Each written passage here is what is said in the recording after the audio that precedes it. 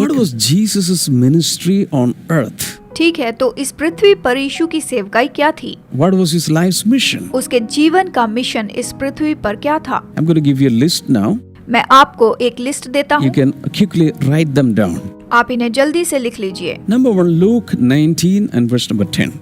Number 1, लूका 19 वचन number 10। For the Son of Man came to seek and to save the lost. क्योंकि मनुष्य का पुत्र खोए हुओं को ढूंढने और उनका उद्धार करने आया So है। when Jesus lived on earth, he had very specific mission. जब यीशु ने इस पृथ्वी को छोड़ा तो उसके पास एक खास और विशेष मिशन था। देखिए, Number 2, he came to save us from sins. Number 2, वो हमें पापों से बचाने आया। This is mentioned in Matthew chapter 1 verse number 21. इसे बताया गया है मत्ती अध्याय 1 वचन 21 में। Hallelujah. He hallelujah. came to save us from all our sins. वो हमें हमारे पापों से बचाने के लिए आया। So when we are struggling in sins, always remember there is a savior. तो जब हम पाप से लड़ते हैं तो याद रखिए कि हमारा एक उद्धार करता है, वो है यीशु। Number 3, he came to call sinners to repentance. Number 3, वो इसीलिए आया कि पापियों को पश्चाताप करवाए। Matthew 9 and verse number 13. मत्ती अध्याय 9 वचन नंबर 13।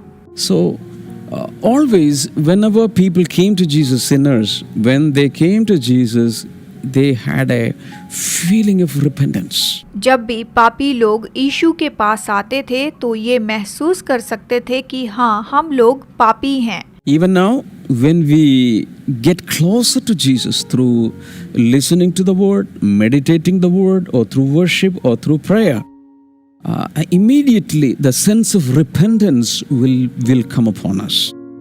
अभी भी जब भी हम यीशु के करीब आते हैं, वचन सुनने के लिए, वचन मनन करने के लिए, या फिर प्रार्थना या आराधना करने के लिए, तो हम तुरंत पश्चाताप करने लगते हैं। Hallelujah. Hallelujah. Coming to Matthew chapter 10. मत्ती अध्याय 10 के अनुसार, And there we read from verse 34 to 36. यहाँ हम वचन 34 से 36 तक पढ़ते हैं। He says, I have come to bring division and not peace. वो कहता है, मैं फूट डालने आया हूँ, शांति लाने नहीं। इस तरह यीशु ने स्वयं कहा। But he brought peace into this world. Now, why is this contradiction here? लेकिन उसने संसार में शांति लाई, तो ये फिर विरोधी बात कहाँ से आई? ये यहाँ क्या कहता है? This is about the problems that can rise up in a house on account of him. ये तो उसके कारण घर में उठने वाली समस्या के बारे में बताया गया है। यीशु ने इसीलिए कहा। For example, a family of 5 people. उदाहरण के लिए 5 लोगों के परिवार में, And one daughter in that family is getting saved. उस परिवार में अगर एक बेटी उद्धार पाती है, And when she goes back and when they see the changes, when she is falling madly in love with the Lord Jesus, the others can misunderstand her. जब वो वापस जाती है तो वो बदलाव देखते हैं। जब वो यीशु से प्रेम करने लगती है तो दूसरे उसे गलत समझते हैं। Always reading the Bible, ये तो हमेशा बाइबल पढ़ती है, always praying, हमेशा प्रार्थना करती है, always closing the door and talking to God. हमेशा प्रभु से बातें करती रहती है। She has become very spiritual. अब तो ये बहुत ही आत्मिक बन Other गई है। members of the family may be divided on account of her behavior, born again behavior, and that can cause division in that house. परिवार के दूसरे लोग इसके उद्धार पाए हुए बर्ताव पर अलग विचार रखें, इसके कारण उस घर में फूट पड़ जाती है। If you're going through such situation in your own family, that is normal. अगर आप अपने परिवार में ऐसी परिस्थिति में से होकर जाते हैं तो ये तो एक सामान्य सी बात है। We have gone through that. हम इसमें से होकर गए हैं। That is not a problem. That is normal. ये कोई समस्या नहीं है, ये तो आम बात So है। in that sense, Jesus is saying, I have come to this world to bring division in houses. तो इस संदर्भ में यीशु ने इसीलिए तो कहा कि मैं इस घर में फूट लाने आया हूँ, मैं विभाजन करने आया हूँ। Matthew 11, verse number 28 to 30.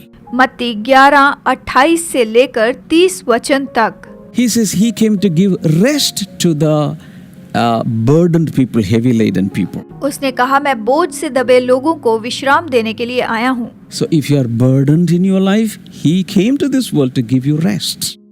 अगर आप अपने जीवन में बोझ से दबे हुए हैं तो वो आपको विश्राम देने के लिए आया है। Hallelujah. Hallelujah. Now, Luke 9 and verse number 56.